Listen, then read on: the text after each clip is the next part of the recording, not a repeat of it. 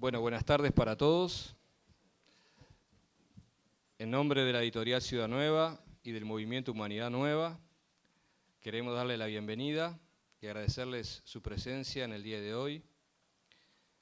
Hemos logrado, gracias a un gran esfuerzo, la posibilidad de tener con nosotros a estos tres ilustres panelistas que de alguna manera nos van a presentar lo que es la economía de comunión.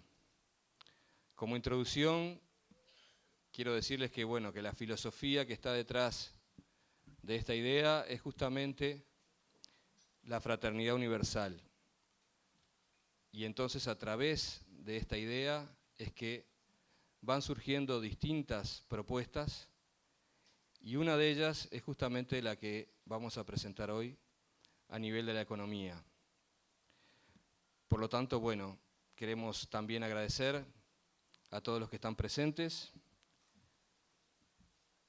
Sin duda, a la presencia de autoridades nacionales, miembros del cuerpo diplomático, miembros de las distintas instituciones auspiciantes que tenemos hoy, como el Observador, ACDE, la UCUDAL, la Responsabilidad Social Empresarial de la UCUDAL y la Fundación Juan Pablo Terra.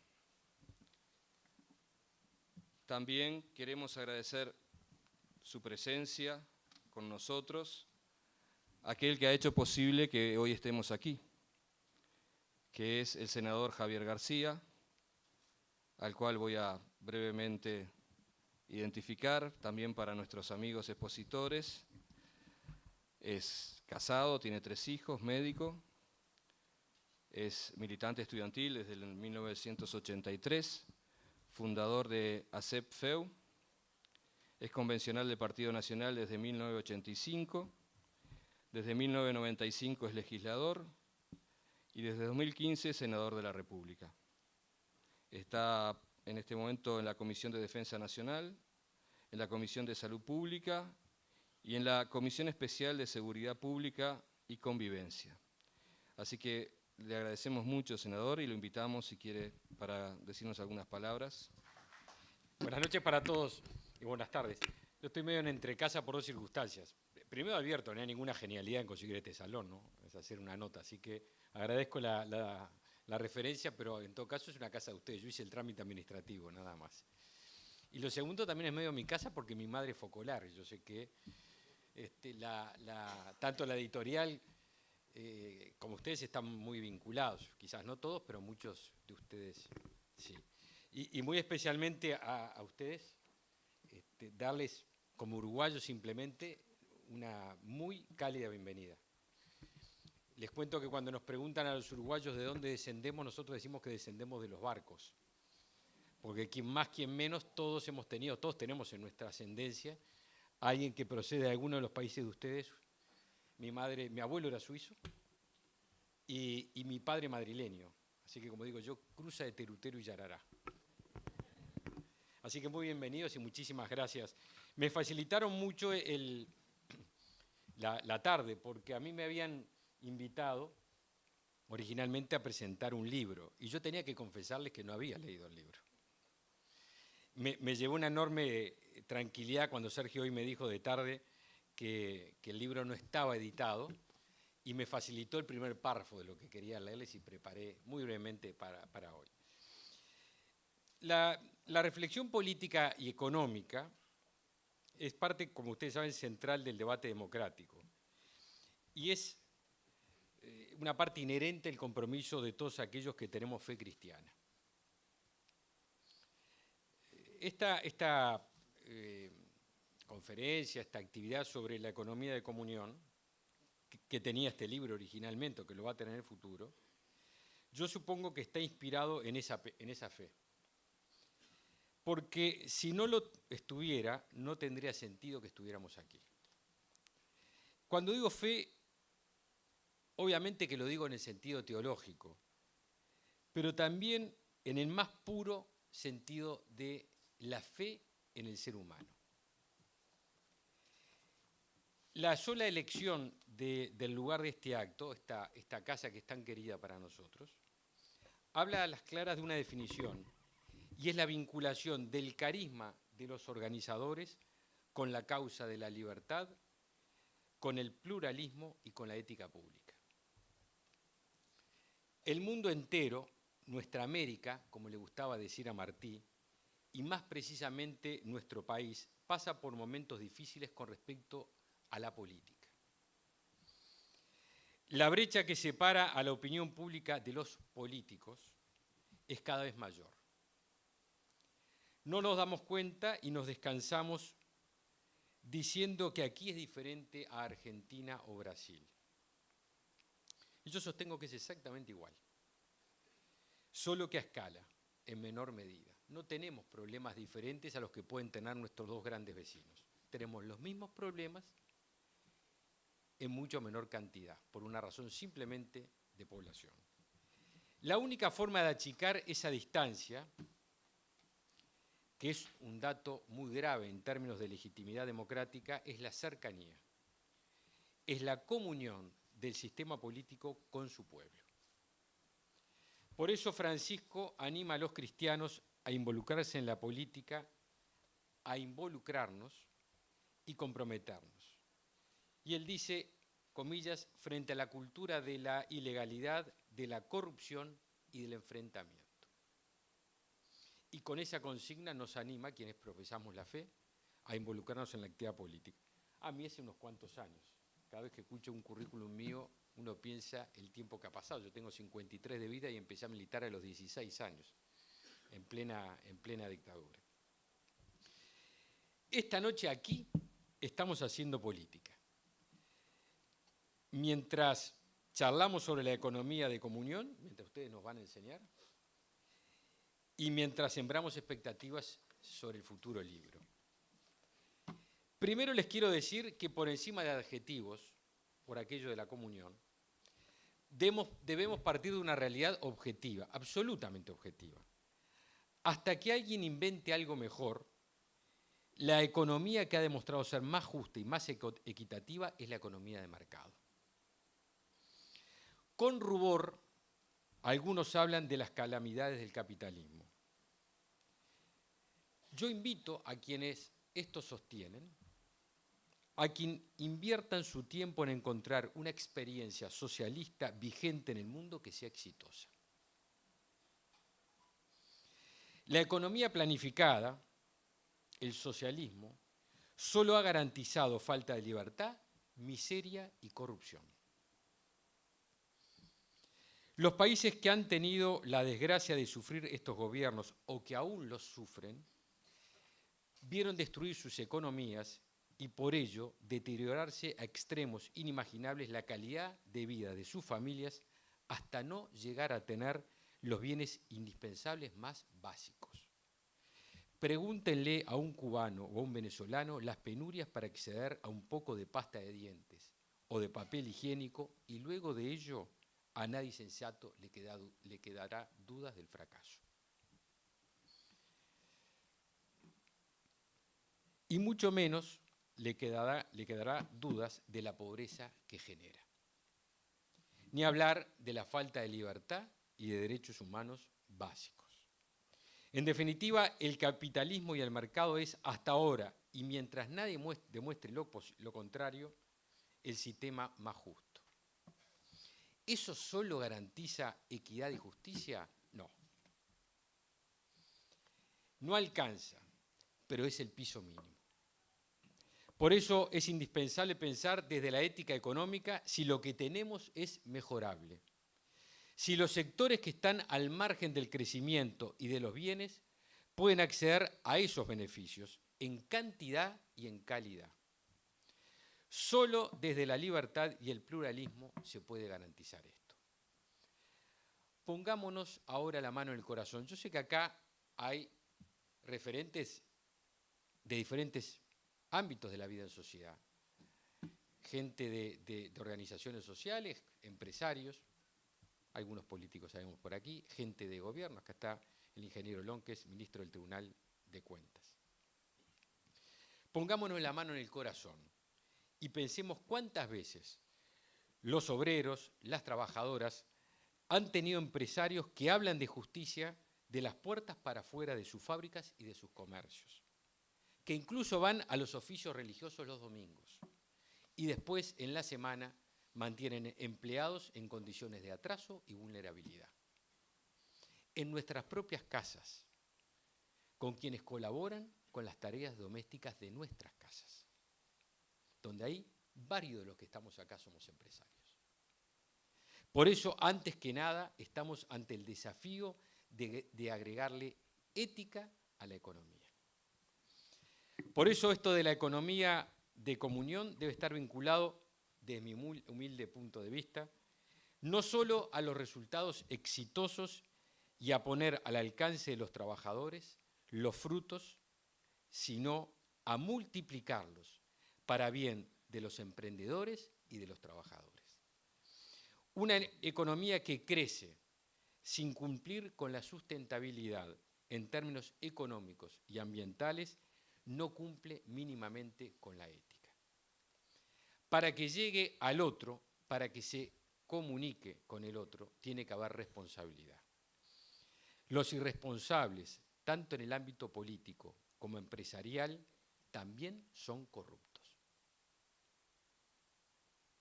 Cada cual asume su papel y los dones que recibió, muchos o pocos, pero son para poner arriba de la mesa y que iluminen y no para dilapidarlos irresponsablemente. Amigos, además de agradecerles muchísimo la invitación, me gusta el desafío de agregar instrumentos nuevos a una economía que vino para quedarse, que no solo tiene que garantizar los bienes indispensables, sino hacerlo con ética y con justicia, sin tutorías y en una sociedad donde todos, políticos, empresarios, sindicatos, asumamos nuestros derechos, pero también nuestras obligaciones. Reitero, nuestros derechos, pero también nuestros deberes, que sin ellos no hay economía y mucho menos comunión. Muchísimas gracias. Muy bien, agradecemos al senador y por otorgarnos también su punto de vista sobre el tema. Muy bien, también voy a nombrar brevemente algunos de los que nos hicieron llegar algunos mensajes, ya que no podían estar presentes, como por ejemplo la embajadora de Estados Unidos, la embajadora de la República Italiana, la Anunciatura Apostólica también, el obispo de Minas de la Iglesia Católica, el doctor Fernando Escriña y el jefe de la misión adjunto, el señor Nathanael Bruget de la Embajada Suiza. Muy bien, entonces, para no dilatar más, voy a presentar a las ilustres personas que tenemos hoy aquí, que vienen de distintos puntos de Europa. Vamos a empezar con las damas y a ver si sé pronunciar bien el nombre. Anouk Gravin, ¿estoy bien? Profesora titular en este momento de Administración de Empresas en la Universidad de Nantes, en Francia, graduada justamente en ello en la Business School IPAG en Niza desde 1994, con doble especialización en esta administración de los recursos humanos y finanzas. Trabajó 13 años en varias organizaciones en el ámbito de la comunicación y de la coordinación de proyectos. En 2008 obtiene un máster de investigación justamente en esta administración en el Instituto de Economía y Administración de la Universidad de Nantes. Luego, en 2011, obtiene el doctorado en Ciencias de la Organización. Enseña desde 2012 en el Politécnico de Nantes y en el Instituto de Economía y Administración de Empresas de Nantes. Da un curso de Administración del Trabajo en el Instituto Universitario Sofía de Incisa Vandaro de Florencia, Italia. Es miembro de la Comisión Internacional de Economía de Comunión. Es miembro también del Centro de Estudio Internacional de la Escuela BA. Sus principales temas de investigación son el don, el reconocimiento, el bienestar del trabajo, la administración del trabajo, el diálogo en el trabajo, los modelos de administración subsidiario, la cooperación y la economía de comunión. Es autora de varios artículos en revistas académicas y coautora de 2 libros. La economía silenciosa con Luigino Bruni y la empresa Una cuestión de don con Pierre-Yves Gómez y Olivier Mascliffe. Por otro lado tenemos a Luca Crivelli. Es suizo, casado con 4 hijos. Está casado con una uruguaya, así que ya es un mérito importante. Tiene un doctorado en Economía de la Universidad de Zúrich. Es director del Departamento de Administración, Salud y Trabajo Social de la Universidad Profesional de la Suiza Italiana. Y además es vicedirector de la Escuela Suiza de Salud Pública.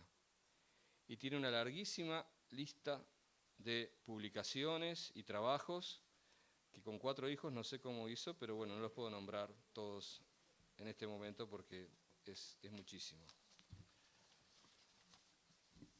Y por último tenemos a Luigino Bruni, nacido en Ascoli Piceno, ¿está bien? Bueno, a la fecha es profesor de Economía en la Universidad de LUMSA de Roma, ha sido profesor de Economía en la Universidad de Milano, Bicocca, asistente de investigación de la Universidad de Milano, también Bicocca. Él tiene un doctorado en Economía en la Universidad de East Anglia, en Gran Bretaña. Tiene un posgrado en la Universidad de Padua. Es profesor visitante de la Universidad of East Anglia. Estudiante visitante también en la misma universidad en Londres. Tiene un doctorado en Historia de la Economía en la Universidad de Florencia. Y se ha graduado en Economía en la Universidad de Ancona. Y bueno, tiene innumerables actividades como profesor e incontables conferencias, artículos en revistas especializadas y varios libros que sería muy largo poder nombrar en este momento. Y también tiene 4 hijos. Ah, no tiene. Tiene un poco más de tiempo. Y bueno, y también presentamos a la moderadora de la mesa, que es nuestra querida escribana Sara Corbel, María Sara Corbel, a quien cedo la palabra para que inicie esta conferencia. Muchas gracias. Bien, antes de darle la palabra al economista Luigino Bruni, vamos a hacerle recuerdo a todos los presentes que se han encontrado en sus asientos con una hoja en la que pueden ir preparando a medida que vayan escuchando a los expositores, las interrogantes que les vayan surgiendo. Les pedimos que a medida que tengan preparada su pregunta, completada su hoja, aquellos que desean formular preguntas, bueno, levanten la mano y algunas personas de la sala se acercarán, las recogerán y las acercarán aquí en la mesa, de modo de agilitar la etapa de las preguntas y respuestas. Y ahora, sin más, agradecemos una vez más la presencia de todos ustedes, pero fundamentalmente estamos ansiosos por escucharlos. Adelante, Bruni. Hola, buenas tardes a todos. Yo no hablo castellano, hablo italiano. Estoy muy contento de estar aquí en Uruguay. Nunca había venido antes de hoy, por lo tanto, también es emocionante llegar a Montevideo, ver la más rambla, más linda del mundo, la Rambla. Esta infinita camino que costea el mar, que es maravillosa. Pero tengo amigos uruguayos, entre los cuales la mujer de Luca, y otros que viven en diferentes partes del mundo, uruguayos. Hoy para mí es un día importante y de fiesta. Estoy un poquito resfriado porque en Italia hay cerca de 40 grados y cuando llegué acá me encontré con un poco más de frío. Entonces, nuestro libro, que agradecemos mucho esta oportunidad al senador, a los del Movimiento de los Focolares, a todos los que han contribuido para que podamos estar aquí. Este libro que presentamos esta noche es un libro que habla de muchas cosas. Habla, como dice el subtítulo, Economía, Comunión, Empresa y Capitalismo. Y habla, hoy, es un libro, nunca es la experiencia que se puede hacer entrando en una empresa, hablando con los empresarios. Siempre es un objeto que cuenta cosas que tienen que imaginarlas, también soñarlas, ¿no? Pero tenemos delante nuestro infinitos rostros de empresarios. También tenemos algunos que están acá que han venido en Economía de Comunión en Sudamérica, de personas concretas, de jóvenes, de pobres, de empresarios que viven de este concepto. Y es un proyecto que vive, que se desarrolla y que crece en la economía contemporánea. Por lo tanto, quería brevemente decir dos cosas sobre cuáles son los escenarios nuevos de esta economía de hoy, cómo se presenta hoy la economía capitalista en el siglo XXI. Después haré 3 ejemplos de 3 temas que están contenidos en el libro, después de lo que escucharé con ustedes a Anouk y a Luca. Entonces, sobre todo, el capitalismo del siglo XXI no es el capitalismo del siglo XX. Nosotros hemos observado un cambio genético, está cambiando mucho el capitalismo de nuestro tiempo. No existe una continuidad en Europa, pero pienso que no solamente en Europa, entre el capitalismo de la empresa, territorial, familiar, medio y pequeña, mediana, que era el típico del 900 después de la guerra, cuando en muchos países de Europa millones y millones de empresas, de campesinos partieron para médica y otros llegaron para ser empresarios. Por ejemplo, en Italia, en 10 años se pasó de 300.000 empresas a 1 millón. En 10 años en Italia se triplicó el número de empresas. Es una cosa de locos. Pero ese capitalismo no es el capitalismo de hoy.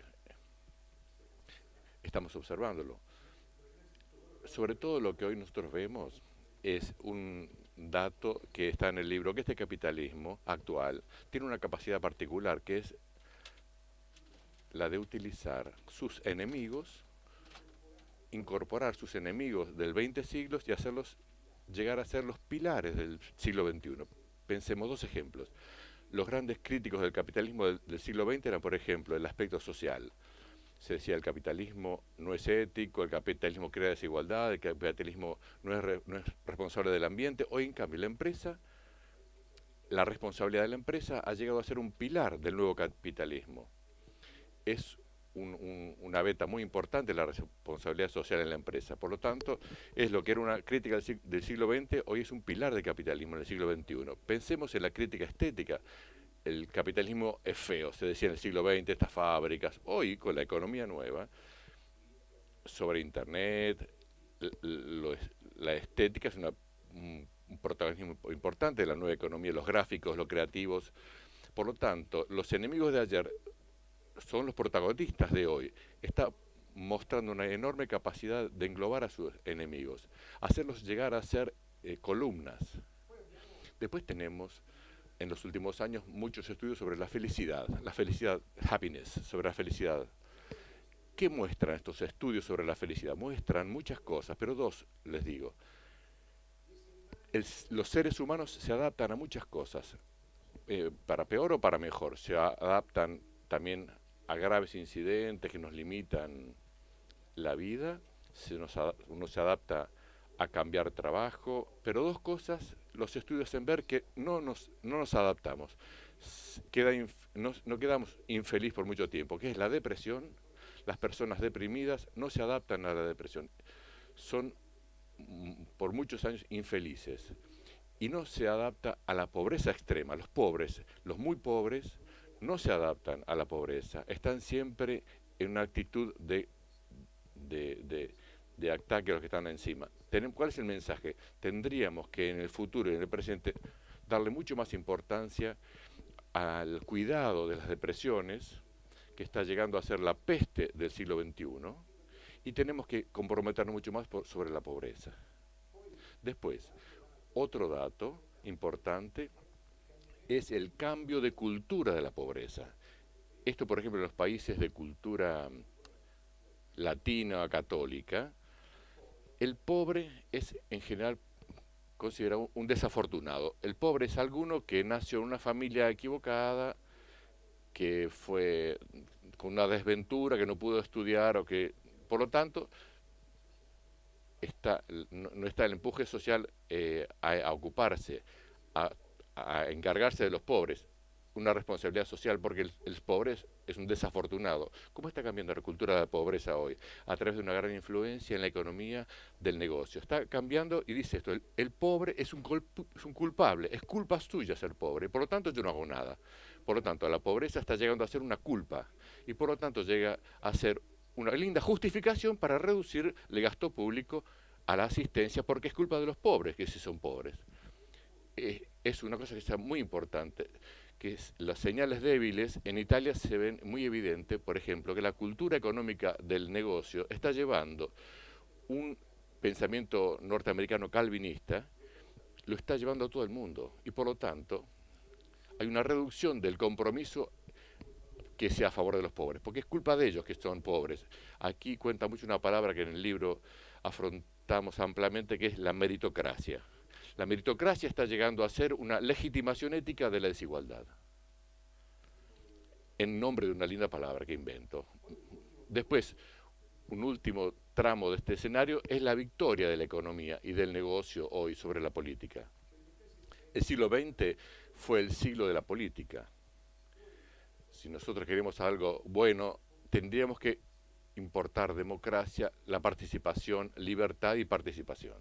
Por lo tanto, tenías que hacer una escuela linda, llevabas la participación de los padres. Querías hacer una empresa justa, hacías sindicatos. O sea, más políticas había, más se discutía, más ese retazo de sociedad era bueno. Hoy el paradigma que vence es la economía, el business, el negocio, la política, la sanidad, la escuela, están imitando simplemente las grandes multinacionales.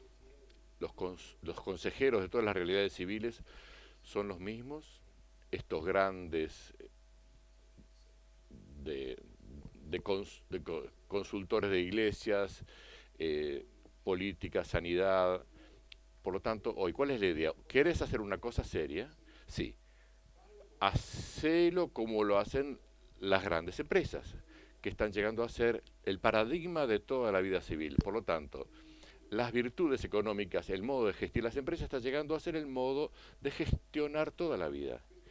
Esto pone problemas enormes que no tengo tiempo de afrontarlos. O sea, si la economía llega a ser el único paradigma que puede salvar al alumno, llega a ser desarmonía. La economía funciona si junto a la economía tenemos otros paradigmas.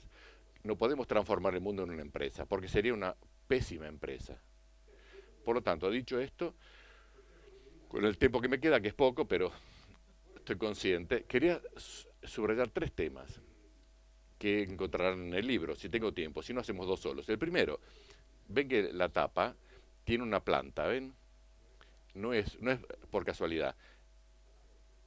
Una frase del libro del capitalismo vegetal. ¿Qué decimos? Que en los años 900 el paradigma de la empresa era el paradigma animal. ¿Se comprende? La empresa organizada en modo vertical, órganos, división del trabajo, cabeza, corazón, si después como está hecho un organigrama, es exactamente el cuerpo humano. Por lo tanto hay un cerebro, un corazón y diferentes funciones. ¿Por qué? Porque evidentemente los animales, el modelo animal fue un modelo que en la evolución humana de la Tierra tuvo un cierto éxito. Nosotros tenemos 2 tipos, 2 paradigmas sobre la Tierra de seres vivientes, el paradigma vegetal y el paradigma animal. 500 millones de años se separaron de esos animales y han desarrollado un modo suyo de estar en el mundo, que es muy diferente del de los animales, como sabemos. ¿Por qué? Porque los animales están divididos en órganos, las plantas no. Los animales, nosotros respiramos con los pulmones, vemos con los ojos, oímos con las orejas. Las plantas no, respiran con todo el cuerpo, ven con todo el cuerpo, sienten con todo el cuerpo las plantas. ¿Por qué? Se comprende porque están quietas. Estando quietas, si tuvieran órganos vitales, un gusano se come el corazón y se mueren. En cambio, respirando, pensando con todo el cuerpo, pueden continuar a vivir incluso perdiendo incluso el 90% del cuerpo, las plantas. Por lo tanto, las plantas que están quietas son la imagen de la enorme vulnerabilidad están expuestas, dóciles, pueden ser comidas por los animales, por las ovejas, pero esta vulnerabilidad las ha hecho llegar a ser fuertísimas, porque basta que esté vivo un brote y toda la planta puede recomenzar. Todos sabemos esta historia de las plantas, pero las plantas nosotros no las entendemos, sobre todo los estudios de hoy. ¿Por qué no las entendemos? Porque son muy lentas, tiene tiempos mucho más largos que los nuestros. Por lo tanto, lo que sucede en la vida, cuando una persona se enferma o se vuelve viejo, entiende a las plantas, porque se pone al ritmo, se hace más lento y encuentra una relación. Nosotros queremos explicarle economía de comunión con una empresa vegetal, o sea, una empresa que respira con todo el cuerpo, que ve con todo el cuerpo, porque la empresa capitalista es muy veloz, se mueve cuando está en una cosa, pero es muy vulnerable. Cuando le pegas a la cabeza y se muere la empresa. Si se acaba el emprendedor, se acaba la empresa. Todo el cerebro está allí, en el director. Si vos desarrollaste una empresa chata, pueden morir el 90% de los protagonismos de hoy y el 10% la mantiene viva. Es muy más resistente, es muy más subsidiaria, es mucho más democrática, es mucho más sustentable. Es un tema que no tengo tiempo para profundizar, pero lo dejo como para ver en el libro. El segundo argumento, miro el reloj, un tema que en el libro afrontamos es el tema del capitalismo como religión. ¿Qué quiere decir esto? Hay una famosa frase de un filósofo alemán de 1922 que dice, una frase famosa, el capitalismo es una religión. Y es una religión que ha crecido en modo parasitario sobre el cristianismo. Ha tomado del cristianismo, lo ha vaciado de algunos conceptos y lo ha hecho de él su religión. Esto es una intuición famosa, el que conoce un poco de teoría económica lo sabe. Lo que no se sabe suficientemente es que hoy el capitalismo actual no tiene más, no toma más los valores del cristianismo, porque son valores complicados. Toma los valores de las idolatrías precristianas. Está volviendo a antes del cristianismo, con algunos grandes, en el libro lo hablo, pero algunos grandes temas donde se ve esto. El primer lugar donde se ve, no hay tiempo ahora, pero pensemos en la comunidad de consumo, que son muy difundidas, donde personas se reúnen alrededor de un objeto. Por ejemplo, en Italia es muy famoso la Nutella.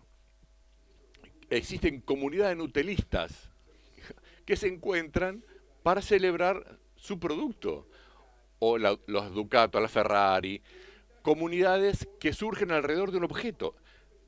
Bueno, esto se llama culto totémico, el tótem, que el objeto es lo que nos pone juntos, no las personas. Es el tótem, que siempre tiene hambre, siempre quiere comer el tótem. En tanto, lo que es interesante es que estas comunidades hacen todo gratis, difunden su producto sin pedir nada y ponen plata. Y el producto cuesta, ¿y cómo? El tótem te pide gratuidad, pero él es antigratuidad. ¿Se entiende? Si ustedes quieren comprender, hay estudiosos serios, qué está sucediendo en el capitalismo de las comunidades de consumo, tienen que reconocer más antropología y menos de economía, porque el antropólogo les explica lo que sucede hoy en el mundo del comercio.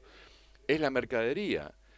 Esto es el segundo ejemplo que quiero decirles, el tema de la cultura empresarial que usa mucho los que franceses estudiaron los antropólogos franceses con el nombre de Pons, que quiere decir disipación.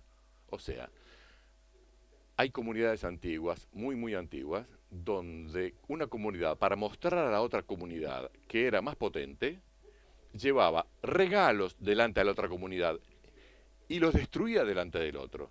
Se llama el don disipativo. O sea, yo te llevaba esclavos y le cortaba el cuello delante de ellos. Mañana el otro volvía, más esclavos y los asesinaba. ¿Qué quiere decir? Más es inútil ese sacrificio, más estoy diciendo que yo soy potente, en síntesis. en las grandes empresas multinacionales de hoy encontramos prácticas muy similares a estas formas de disipación inútil. O sea, una conducta es más importante cuanto menos es útil. O sea, un ejemplo, si quería hacer una reunión a las 5 de la tarde, se hace a las 10 de la noche. ¿Por qué? Porque no serviría para nada hacerlo a las 10. Pero estoy diciendo acá el que manda soy yo. ¿Podemos hacer una reunión el lunes? No, yo te la fijo el domingo. No tiene un motivo. Sobre todo, su cosa está en pedirte cosas inútiles. Y yo, por lo tanto, trabajador, vuelvo a casa antes de las 10, me siento con culpa, porque no estoy demasiado devoto de la empresa. Con esta ida y vuelta se destruyen siempre más empresas, familias enteras. Piden cosas realmente inútiles. Esto los antropólogos los ven muy claramente. De cultos precristianos, hoy para comprender el capitalismo no es necesario la economía, no basta. Hay que estudiar antropología porque llegó a ser un culto global 24 horas por día, no hay fiestas, no hay descanso ni nada. ¿Comprenden? Y después cierro un poquito la palabra a Anouk, que detrás de estas historias de la economía de hoy se esconde una palabra que es gratuidad. La gratuidad es una palabra que es el centro de este libro y es el centro de la vida, porque el capitalismo tiene un gran tabú hoy, que es justamente la gratuidad. ¿En qué sentido? Una frase que después la dejo a que desarrollen Anouk, porque como enseñan los psicólogos, el tabú tiene dos características. Es algo muy deseado y por lo tanto prohibido. Para llegar a Freud, bueno, los tabú que dicen no puede tocar a los potentes, no puede tocar al rey, es un tabú, no puedes hacerlo. ¿Por qué?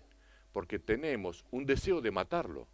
Por lo tanto, si dejas libre el deseo, haces una cosa que disuelve la sociedad. Entonces pone un tabú, no se puede tocar a los potentes. Por lo tanto, ¿por qué digo? Lo deseas, pero no podés hacerlo. La gratuidad hoy es muy deseada porque hay nada más lindo. No hay nada más lindo que esto. Todos queremos gratuidad, dar y recibir gratuitamente, pero la empresa sabe que si reconoce ese comportamiento como gratuidad, se vincula, se admite que ese algo que existe en la empresa es gratuidad, la empresa se disuelve. Porque si cada uno de nosotros se expresa en el puesto de trabajo según sus ganas de regalo, la empresa no sería ingestionable. La empresa tiene un gran miedo porque la desea mucho y comprende que hacerla expresar sería muy peligroso. Por lo tanto, estas cosas y muchas otras están en este libro. La pregunta, pero nosotros, seres humanos, valemos, somos importantes porque somos útiles a la empresa, porque tenemos mérito, porque somos productivos o por algo que viene antes de esto.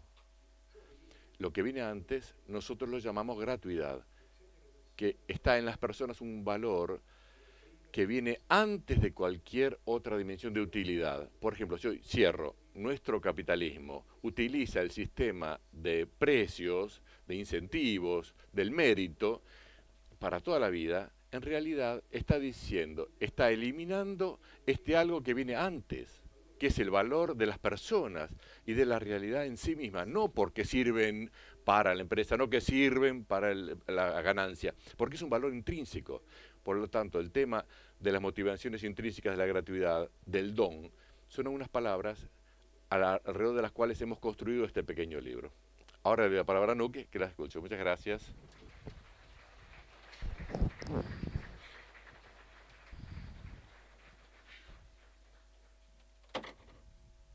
Agradecemos al economista Bruni y ahora nos preparamos, interesante, vamos adentrándonos en el mundo de la economía de comunión. Nos preparamos entonces para escuchar a la profesora Carbán, a quien desde ya le agradecemos su exposición y les recordamos que vayan preparando sus preguntas para hacerlas llegar a la mesa. Gracias. Adelante, Carbán. Mucho poder hablar castellano, lo he aprendido en la escuela, pero no hablo bastante para poder exprimirme. No hablo lo suficiente para poder expresarme. Hablaré en... Lo lamento. Hablaré en italiano para no sumar otro idioma. Por lo tanto, desarrollaré ahora uno de los conceptos presentes en este libro y que es el corazón de la economía de comunión.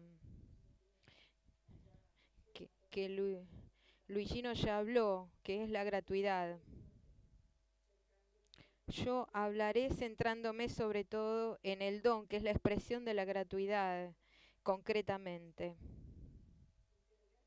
Nos interrogamos en qué sentido se puede hablar de don en el campo de la economía, de la empresa, porque, como decía Luigino, es un tabú, fue absolutamente eliminado desde hace muchos siglos del campo de la economía. El don sería eso que nosotros vivimos en casa, en la familia, con los amigos. Esto sí hace parte de nuestra vida. Todos sabemos que vivimos del don, de la amistad en la familia. En cambio, en el mundo de la empresa sería el mundo donde esto no debe penetrar, no hay lugar para el don en la empresa.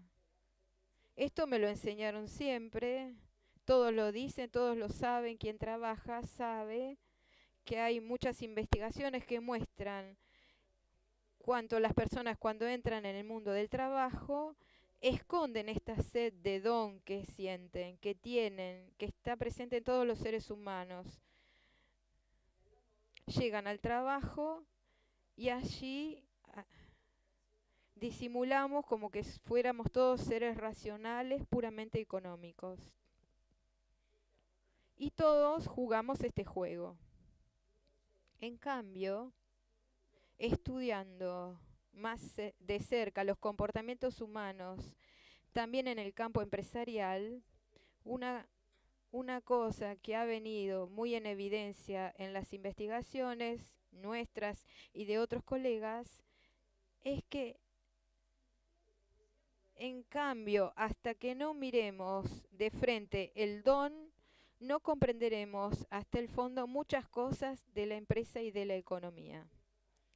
Aunque si no hace parte, es un comportamiento que está presente y podemos comprender muchas cosas desde otra perspectiva de lectura. Esto es lo que queremos profundizar.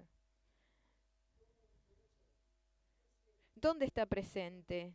Todos quizás pensamos que es verdad, cada tanto damos una mano a los colegas, algo hacemos, entonces sabemos que no seremos pagados, no nos pagarán por esa cosa de más que hicimos en nuestra tarea.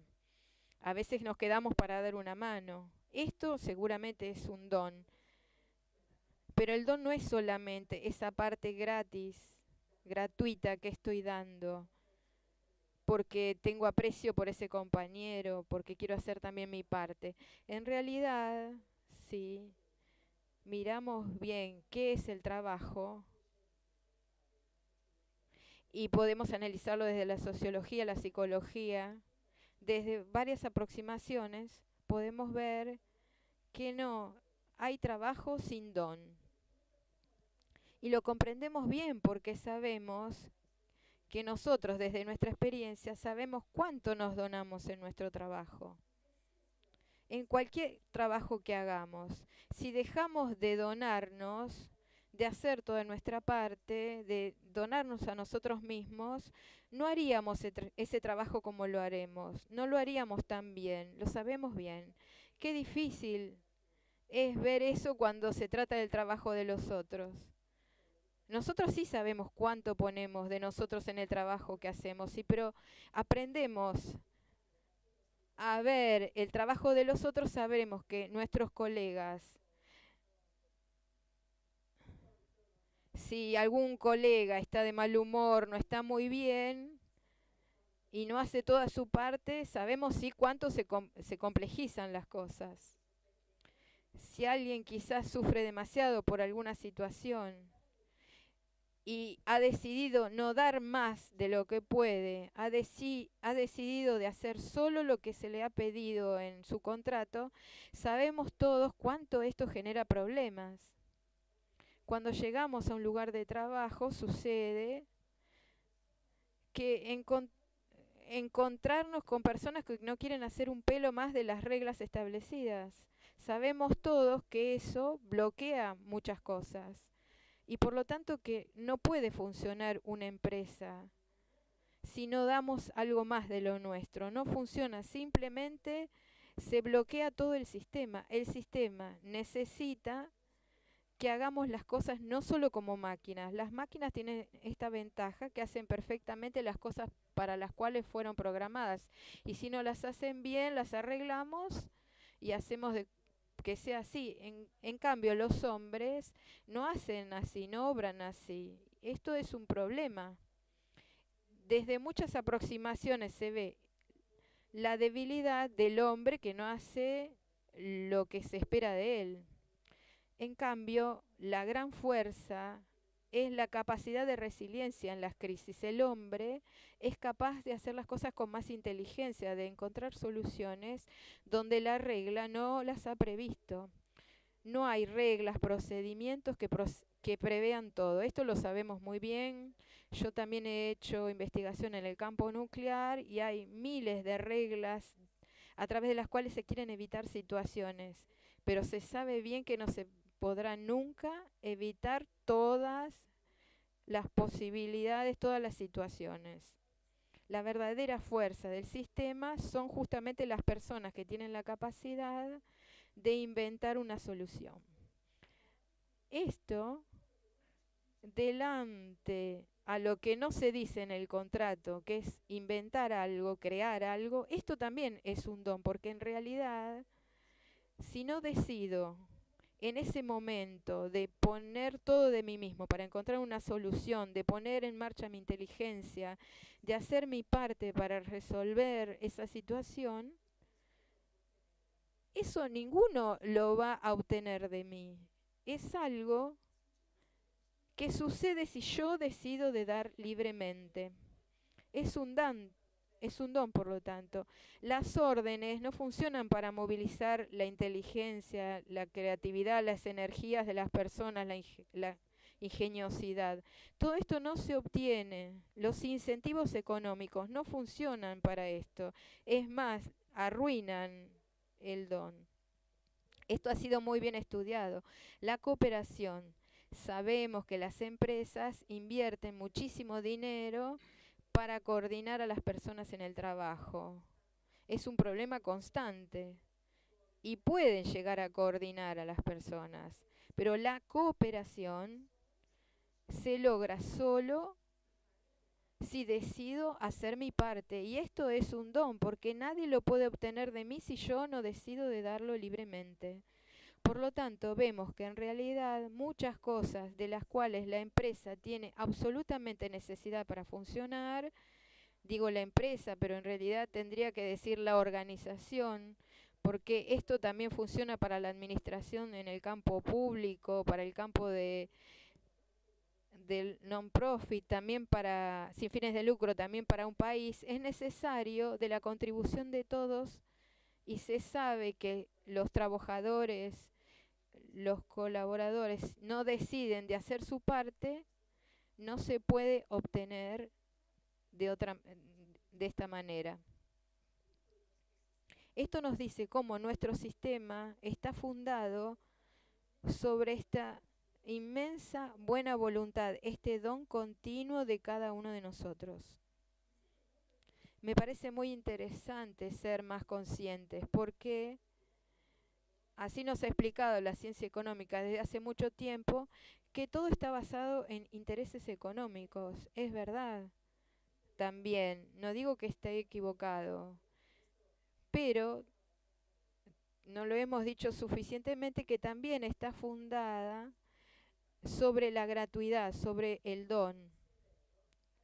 Esto, si es verdad, debe ser reconocido, porque la lógica del don es una lógica diferente de la lógica del contrato. si yo hago un don, este don tiene que ser acogido como tal. Y si la persona a la cual le hago este don lo rechaza o lo toma como algo debido, eso me hiere profundamente, me ofende. Por lo tanto, si en nuestro trabajo continuamente hay una dimensión de don, no quiero decir que el trabajo sea solamente don, si nos detuviéramos, no pagásemos más, no es solo don el trabajo, pero no lo comprendemos. ¿Qué es don si no lo vemos también como don? Pero si es don, debe ser acogido en este modo. Y este es un gran problema para la lógica empresarial, porque el lenguaje de la empresa no contiene la palabra don, no sabe acoger el don, sabe calcular. El don es alérgico al cálculo, no funciona. No se puede decir, gracias, vi que me regalaste esto, que vale tanto, te lo devolveré en la próxima ocasión. Ciertamente esperemos que pueda retribuir en el sentido de que también yo pueda devolver este don que implica la relación, pero no puede funcionar con estos cálculos. Y esto es muy problemático en el lenguaje empresarial. El don también genera un vínculo. ¿Por qué? Porque genera una deuda. Los antropólogos que han estudiado el don lo han estudiado bien. El don, la deuda no la quiere reconocer la empresa. Considera que en el contrato de trabajo se da un sueldo y con eso queda saldada esa deuda. Ya pagué, no es que tengo todavía una deuda. Es una lógica que es muy problemática para la lógica económica. No sabe qué hacer con el don. Por lo tanto, es un desafío muy interesante. ¿Cómo damos más espacio a la lógica del don? ¿Cómo permitimos que emerja? Obviamente, si no es reconocido todo lo que damos en nuestro trabajo, esto explica mucho el malestar. Explica por qué muchos se sienten no reconocidos, no suficientemente. No sé cómo esto es acá. En Francia hay un nivel altísimo de malestar. Hay muchos suicidios en las empresas para decir que es el trabajo que está matando a la gente. Es este sentido de me estoy donando, esto no es acogido y no es reconocido. No me siento reconocido. Reconocer es un desafío. Reconocer es una palabra que tiene dos sentidos. En italiano son dos palabras, también en francés, porque hay dos elementos en la palabra. Reconocer es conocer, ver, acoger. Esto quiere decir ser capaz de haber visto este don. Esto ya es bastante difícil, porque en muchas organizaciones se está tan tomado por la corrida en función de la eficiencia, a las rendiciones, a la calidad, que no se mira más el trabajo del colega, del colaborador. Se tiende a estar muy ocupados con estos instrumentos de gestión que ocupan muchas personas, cada uno en su computadora, en las reuniones, a hacer proyectos. Que el trabajo, no miramos más el trabajo el uno del otro. Y después, la otra palabra es gratitud, ser grato. Esta palabra es muy poco usada en el campo empresarial. Y no obstante, se trata de eso. Si yo permanentemente me dono en mi trabajo, también hay necesidad de una cierta gratitud en el fondo. Que yo sepa que sirvió a alguien lo que yo hice, que tiene un sentido. Esta búsqueda de sentido está muy relacionada a este sentir que esto que yo hice fue útil para alguien, también yo me siento útil. Esto no es simple de desarrollar, pero trabajando sobre esto, no es que requieren profundos cambios en la empresa. Se trata solo de dar espacio al don y al reconocimiento, a la gratitud, y podremos hacer emerger, florecer otro modo de vivir en la empresa que permita que sean empresas de comunión. Yo pienso que es necesario ser más capaces de verlo, de mirar de observar estas dinámicas de gratuidad, y descubriremos otra potencia en este capitalismo aún sin haber cambiado demasiado. Descubriremos cuántas posibilidades hay, porque no es puro interés todo, sino que está pleno de don. Muchas gracias, Anouk. Seguramente cuando se sintieron convocados a un encuentro sobre economía, a pesar del atributo de comunión, no pensaron en que íbamos a escuchar tanto sobre la persona como centro de una economía, las expresiones de gratuidad, de don. Vamos profundizando en lo que son las relaciones personales en una economía de comunión, que es un punto de esencia de esta economía. Y ahora tendremos el gusto de escuchar al economista Crivelli, a quien desde ya agradecemos sus palabras. Adelante. Yo de los tres relatores soy el único que no firmé el libro, por lo tanto mi trabajo es de ser un poco, de poner en luz cosas que surgieron en estas dos presentaciones. En tanto el título, Economía silenciosa, quizás es una cosa que no se ha hasta ahora comprendido, justamente para la parte silenciosa dice que estamos haciendo silencio sobre este aspecto, es que detrás de estas ideas importantes que dejan un trazo en la cultura de hoy, hay un proyecto real, hecho de 700 a 800 empresas que tratan de vivir su obrar económico según los principios que han sido expuestos. Por lo tanto, los invito a tres empresarios argentinos, uno de Tucumán, uno de Córdoba y uno de Paraná, quizás durante el intervalo que tomen contacto con ellos y conozcan sus testimonios para que vean que lo que estamos diciendo no son solamente palabras, sino es una vida ya en práctica. Yo me marqué 4 ideas que surgieron de estas dos presentaciones, de este lindísimo libro que sabemos que no se puede vender acá en el Parlamento, sino que evidentemente, pero ustedes hicieron bien que no hicieron publicidad, pero se puede comprar en las librerías en otras ocasiones. ¿Cuáles son, digamos, los mensajes importantes que surgen de este libro? El primer mensaje es que el ser humano es mucho más complicado de cuanto los economistas por durante dos siglos nos han contado. Yo no sé cuánto ustedes están familiarizados con la teoría económica, pero imagino que muchos tienen otros trabajos, se ocupan de otras cosas más interesantes, pero es muy interesante, por ejemplo, ir a leer qué escriben los manuales de teoría económica cuando introducen a los estudiantes las reglas, la gramática del comportamiento económico de los seres humanos. Por ejemplo, un libro de texto americano que recita esta frase: las personas son fundamentalmente amorales, ignoran las reglas, rompen los acuerdos y usan la manipulación, incluso el fraude, si ven una ventaja personal en hacer esto. Otra frase importante de uno de estos americanos que ganó el premio Nobel en 2016 es la de considerar que si se pagan a los seres humanos de modo adecuado y sofisticado, porque evidentemente los incentivos son un instrumento complicado, se puede obtener de los seres humanos cualquier cosa.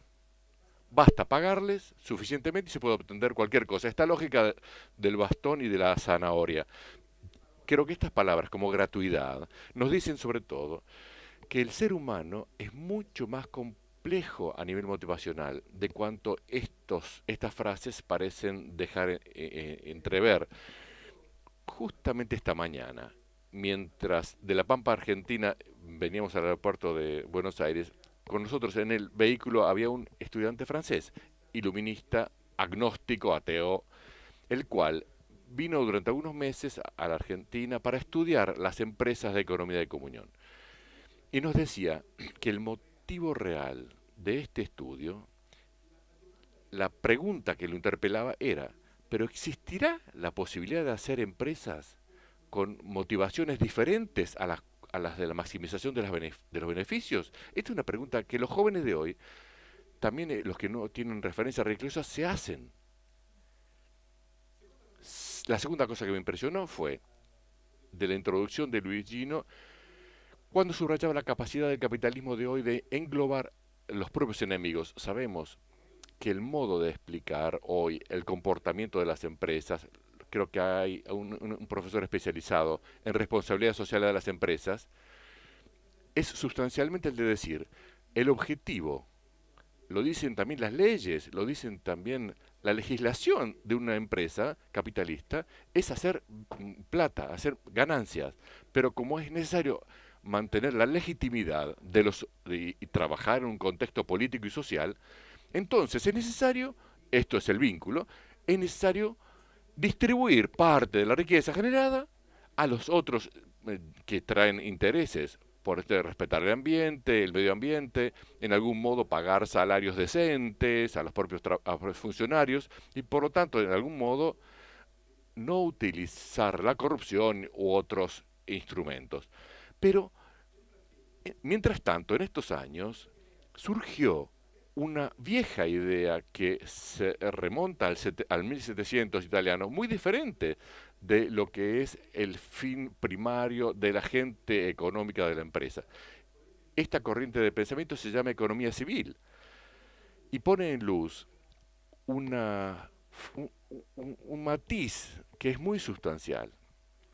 Es la de decir, en realidad, lo que caracteriza el hecho económico es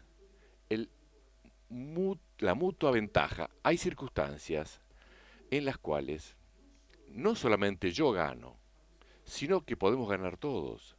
Porque la economía no es un sistema redistributivo donde se surge de una torta que se parte en fetas iguales, es un sistema generativo. Por lo tanto, en la economía civil, el empresario civil no es que consigue la propia ganancia desinteresándose o solamente haciéndolo para respetar la responsabilidad social de las empresas, sino que comprende que que solamente cuando existe mutua ganancia, existe mi ganancia. La gran metáfora de Adam Smith es la de la mano invisible, ¿no? En el fondo, en la competencia, en la dilución del poder dada por las empresas pequeñas, como se imaginaba en la teoría económica, hace en modo tal que la búsqueda del interés personal llegue a ser interés colectivo, llegue a ser un bien común. Pero a la economía civil las cosas son diferentes. Es un objetivo el hecho de crear la mutua ganancia. Si yo me doy cuenta que con mi seguir mi actividad económica da daño a otros, me freno antes, porque es fundamental la mutua ventaja, la mutua ganancia. Pero también otras empresas que te han hecho un paso ulterior, es el de dar vuelta completamente la lógica. Lo que en la retórica capitalística es el objetivo, o sea, cerrar las cuentas, se transforma en el vínculo. El objetivo es el vínculo, resolver problemas de provisiones de pobreza, problemas de innovación, de soluciones nuevas, a problemas viejos y a problemas nuevos. Entonces, este mundo que hoy se llama mundo de las empresas sociales, en algún modo me parece que alguno en América Latina lo llama la empresa B. Según mi parecer, hay tres formas de empresas de este tipo que ponen como objetivo la solución de problemas sociales y el vínculo, hacer más allá que también tienen que cerrar las cuentas porque trabajan en el mercado, por lo tanto tienen precios que tienen que ser al alcance del consumidor. Hay tres sustancialmente tipologías. Una, la más primitiva, que nace en los Estados Unidos y nace alrededor del sector sin sentido de lucro, que va más allá de la generación de ganancias, que se encontró con dificultades de financiamiento porque la recogida de fondos está cada vez más profesionalizada. Hay que poner mucha energía en el marketing para obtener fondos en la competición con otras ONG.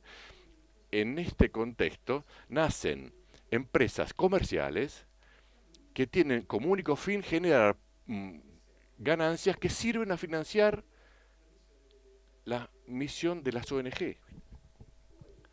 Muchos años después, en particular a través de este gran personaje, este profeta de nuestro tiempo, Yunus, nace una segunda generación de empresas sociales que se llama social business, donde la idea es justamente esa, de resolver problemas, crear innovación social a través de las organizaciones económicas, a través de las empresas.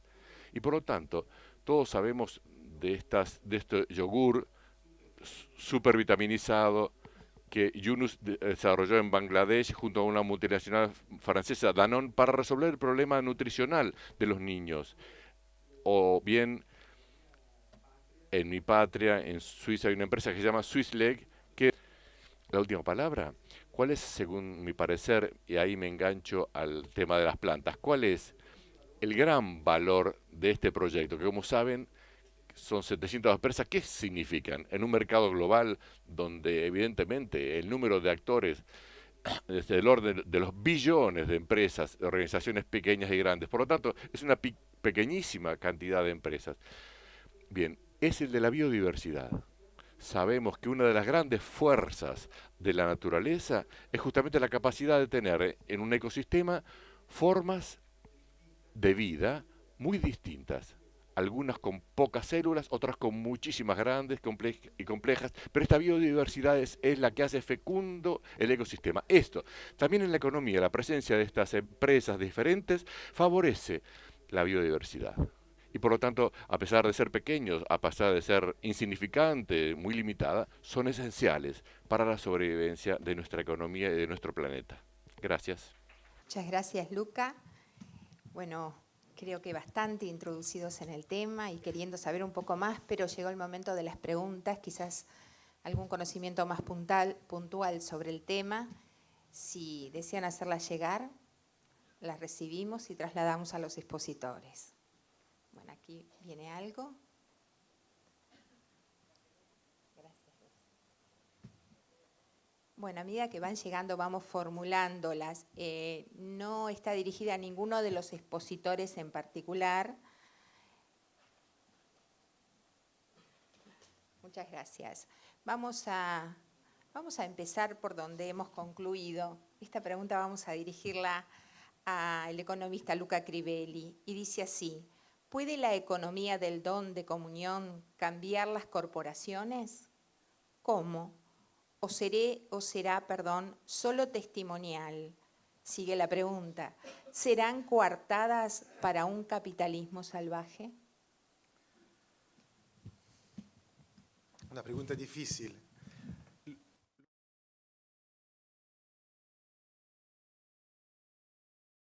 Es una pregunta específica. Lo que sabemos es que a este momento no tenemos multinacionales que hacen parte de la economía de comunión. Hay empresas que hacen exportación, que, por ejemplo, Pasticino, que está manejada que fue iniciada por Germán Jorge, abrió una filial en Brasil y está empezando a volverse no multinacional, pero dos naciones. La más grande tiene 800 o 1000 empleados, que es una empresa de Paraguay que se ocupa de limpieza, entonces facility management. Entonces no tenemos la prueba que hasta las multinacionales pueden...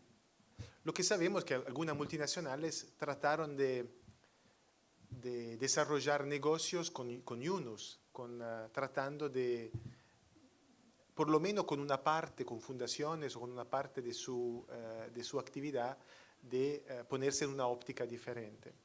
Lo que pero sabemos es que las empresas de economía de comunión viven. El proyecto nació hace 26 años. hay empresas muy exitosas, hay empresas que crecen. Entonces, no pienso que es solo un testimonial que podemos hacer y dentro de 5 años ya el proyecto se ha acabado y se lo ha escrito en los libros de historia. Es un proyecto que sigue. Claro, hay empresas que mueren, porque hay el empresario, como se decía, ¿no? Muchas de nuestras empresas siguen siendo un poquito animales. Entonces, el empresario se jubila y los hijos o los nietos cambian de opinión y se vuelven una empresa normal. Pero lo que sabemos es que este proyecto sigue creciendo y que hay muchos jóvenes. En estos años hemos hecho muchas escuelas de verano con jóvenes de todo el mundo. Hay muchos jóvenes que sueñan una economía diferente, que quieren poner sus talentos al servicio de una economía diferente. Gracias, Luca. Esta es una pregunta y alcanzamos el micrófono para el economista Bruni. Y dice así: entre el capitalismo lucrativo y la gratuidad, ¿qué valor tiene el crédito público que se facilite desde el Estado? O sea, facilitar el crédito público desde el Estado. Seguramente el crédito público, no sé en Uruguay cómo es el sistema crediticio en su detalle, pero lo que es importante es el crédito, o sea que las empresas innovativas tengan acceso a crédito, porque sabemos por la teoría y la práctica que cuando una empresa es realmente innovadora no encuentra financiadores, porque los financiadores tendrían que estar, ellos tienen que ser también innovadores, pero si son un financiador tradicional no comprendo una inversión y entonces no lo financio por la innovación.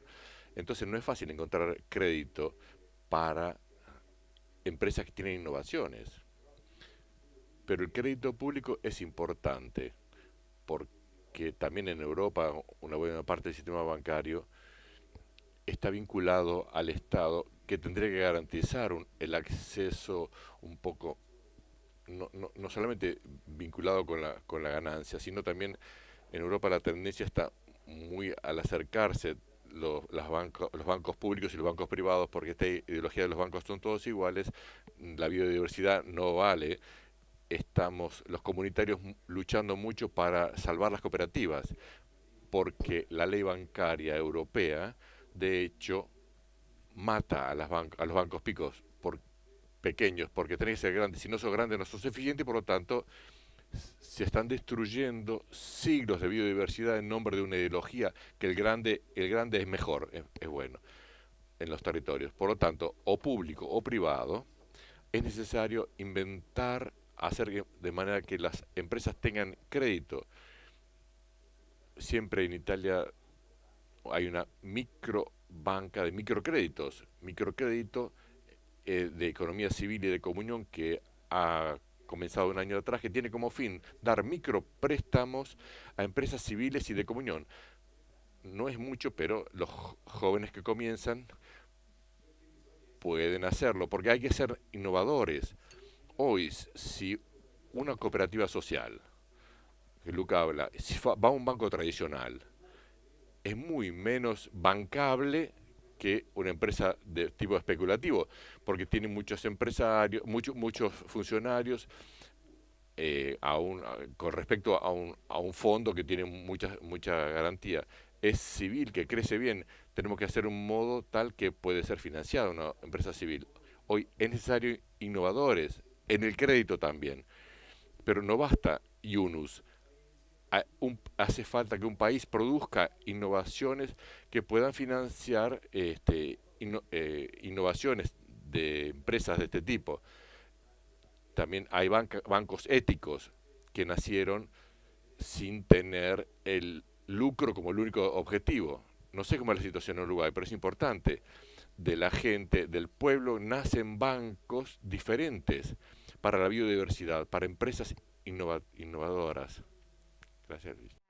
Interrogante la vamos a trasladar a la profesora Anouk y luego le vamos a pedir si quieren complementar algo Luigino y Luca. Dice así, Anouk: ¿qué dice la economía de comunión ante la desaparición de puestos de trabajo por las innovaciones tecnológicas?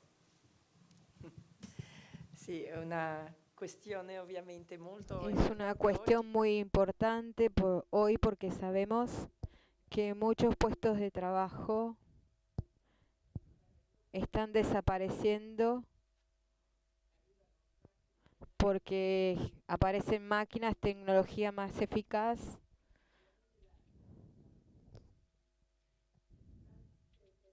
En muchas ocasiones son buenas innovaciones, permiten hacer más cosas.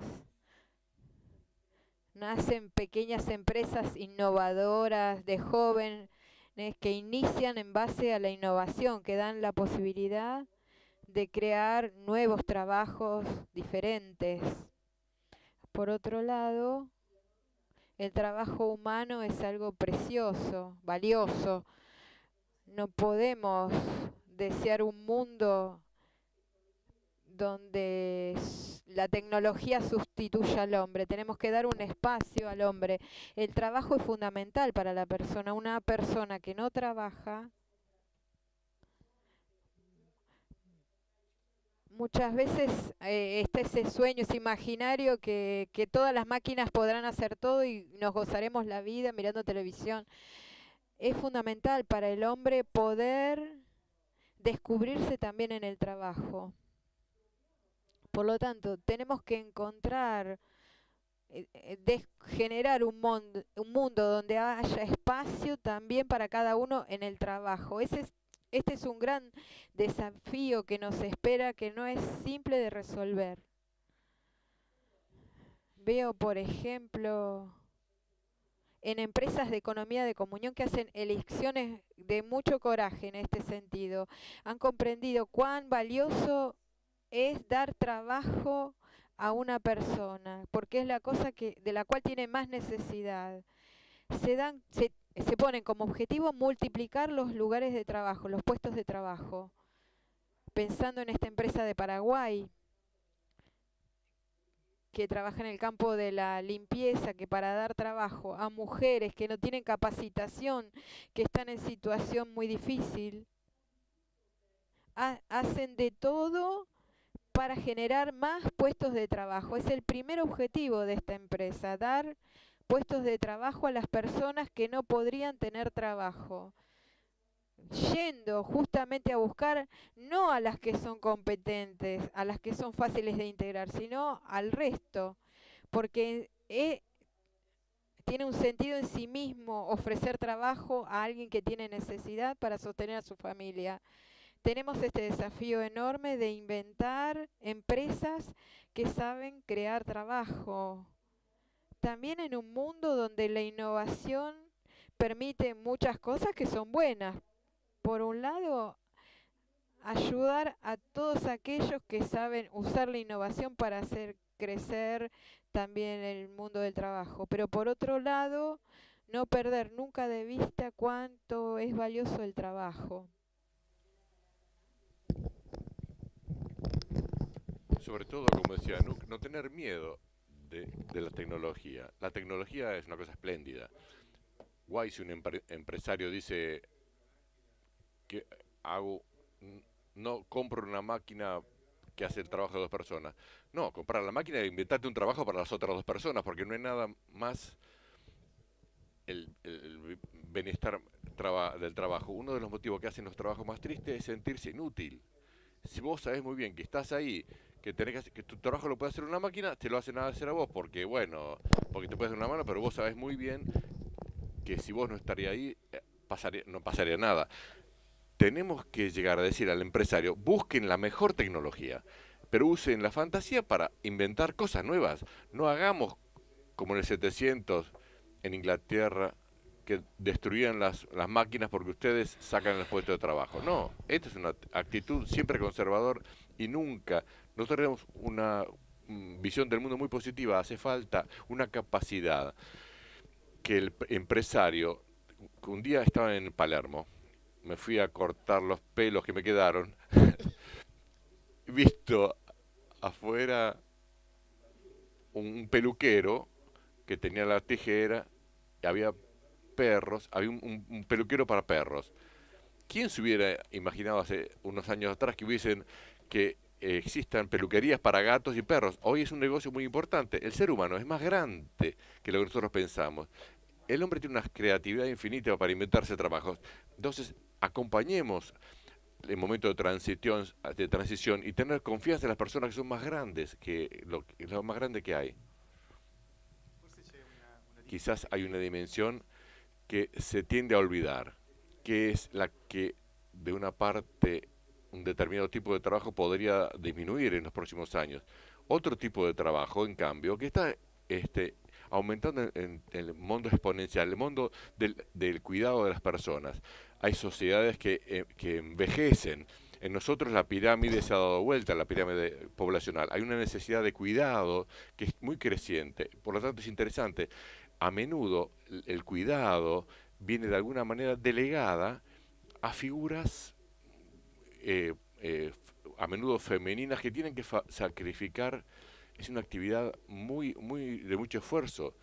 Entonces existe una colega nuestra de Canadá que propuso nuevas normas para redistribuir el cuidado y el trabajo de un modo más equitativo, que cada uno tenga que trabajar al máximo 32 horas y tenga que ser 10 horas en el cuidado. Pueda trabajar 10 horas y que haga 30 horas de cuidado de las personas, que haya una especie de saldo en el arco de la vida en el cuidado recibidos.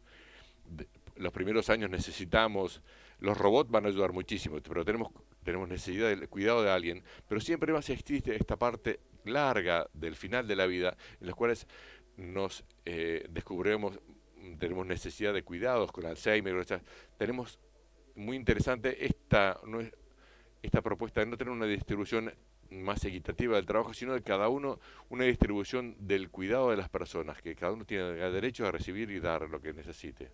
Siguen llegando preguntas, algunas han sido ya respondidas en el contexto pero una muy fundamental que todos nos hacemos cuando empezamos a conocer la economía de comunión. ¿Es viable económicamente una empresa de economía de comunión? Aunque asumimos la pregunta, la respuesta naturalmente, pero ¿es viable y de qué forma? Y bueno, quien quiera contestarla.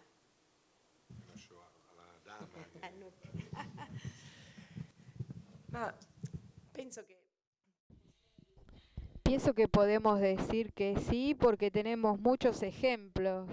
Acá tenemos algunos de los empresarios que dicen que sí, lo hemos probado también nosotros.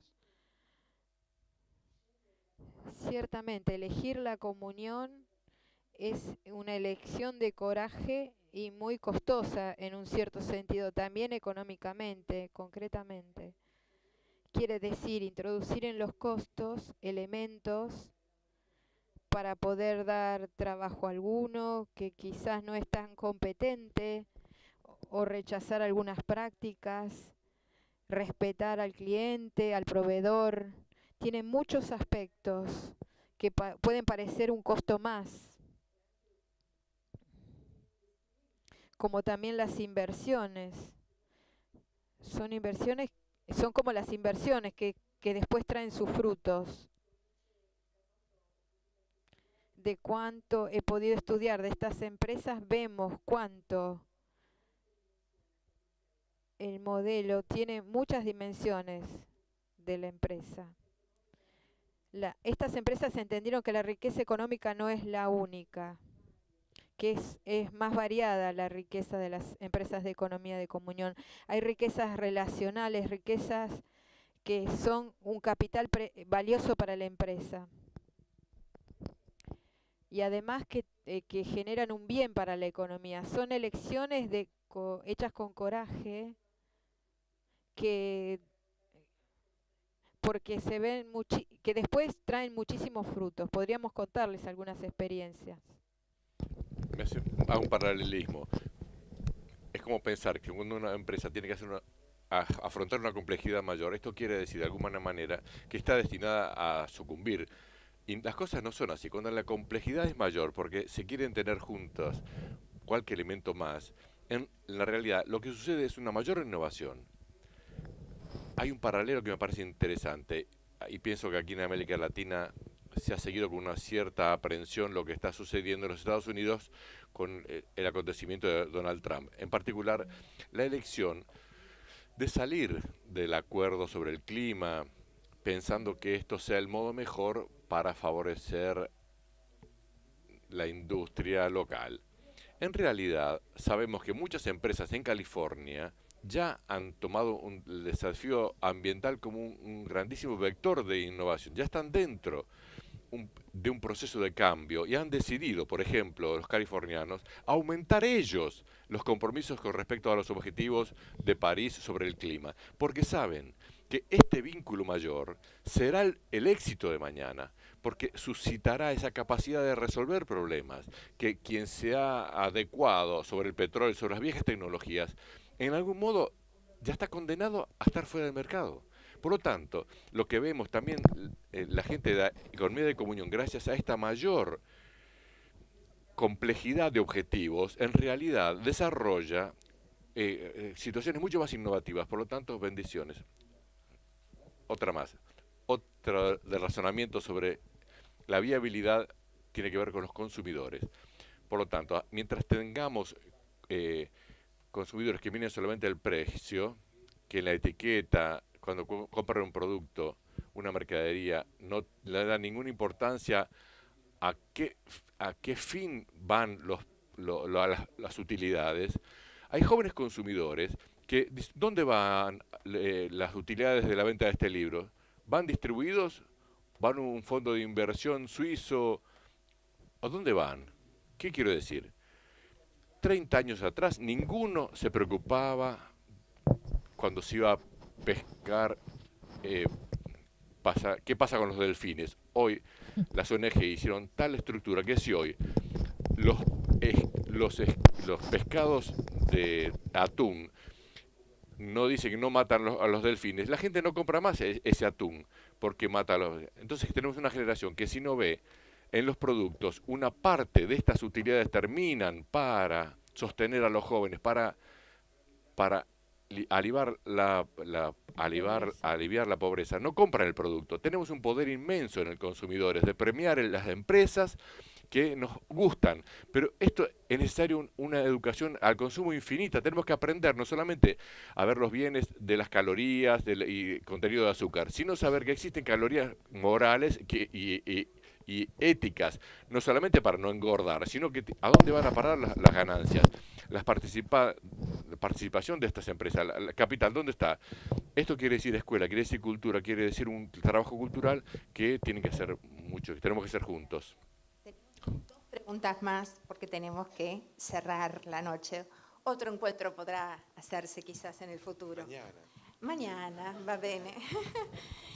Bueno, una es cómo conjugar, cómo enlazar, cómo convivir un sistema de economía de comunión con la economía solidaria, llamado así el sistema de economía solidaria, con el sistema de economía social, la economía de mercado. ¿Cómo es ese enlace en un ámbito che è uno solo, in un mundo che è uno solo? La biodiversità poi? Sì, no, era justamente questo discorso. Era justamente este discurso de la biodiversidad. Lo que sabemos hoy que hay muchas formas diferentes entre América Latina y en Europa de pensar una economía diferente de la simplemente capitalista. Y esto permite alcanzar esa masa crítica. Lógicamente la biodiversidad tiene necesidad de una cantidad mínima de especies vivientes para consentir no converger versus un equilibrio único, unidimensional, ¿no? Entonces, lo que estamos buscando también estos años de hacer es de no entrar en una suerte de competencia, quién tiene el modelo social más, no, sino de aliarnos con todos los que hacen consumo ético, responsabilidad social empresaria. No es que tenemos que hacer una batalla para decir quién tiene razón, la responsabilidad social es más que... No. Sí, auténticamente, porque hoy, desde la trazabilidad de los productos llegó a ser una ciencia, por lo tanto, cuando uno escribe Delfin Free, no puede hacerlo sin haber demostrado que toda la cadena de valor ha sido coherente con esto. Estas iniciativas también sí entran dentro de mantener la legitimidad para mantener las utilidades, son positivas porque respetan el ambiente, porque hacen una distribución de la riqueza hacia una parte de los que importan. La idea es aliarse con todas estas formas. En el 2018 lanzaremos un convenio en octubre de 2018 donde invitaremos a participar a todas las iniciativas, a todas las formas de economía civil, social, cooperativa, solidaria, que de algún modo contribuyen a esta biodiversidad. Cerrando, agradecemos con que toda vuestra gratuidad ha sido un don para nosotros, si lo es, lo agradecemos. Esperamos poder volver a encontrarnos y pedimos la participación del presentador, de Luis Mayobra, a quien le agradecemos su tarea en esta noche y le pedimos el cierre, ¿sí? Bueno, sí, breve porque nos tenemos que ir. No, solo decirles que sin duda las preguntas que quedaron vamos a tratar de contestarlas a través de la página de la editorial y a su vez esto, como hemos visto, ha sido muy jugoso, hay muchas preguntas. No es un lanzamiento propiamente del libro, pero pronto lo haremos, así que los vamos a invitar. Y justamente a través de ese lanzamiento, lamentablemente no vamos a poder tener estos excelentes expositores y creadores del libro, pero vamos a hacer lo que podamos y vamos a poder conversar sobre justamente todo lo que nos trae este libro, La economía silenciosa. Así que bueno, agradecerles a todos por la presencia y bueno, agradecerles también a ellos que lamentablemente parten mañana, no los podemos tener más tiempo, pero bueno, también el esfuerzo de haber llegado hasta aquí, hasta nuestro pequeño país, la vieja Suiza de América. Así que bueno, gracias.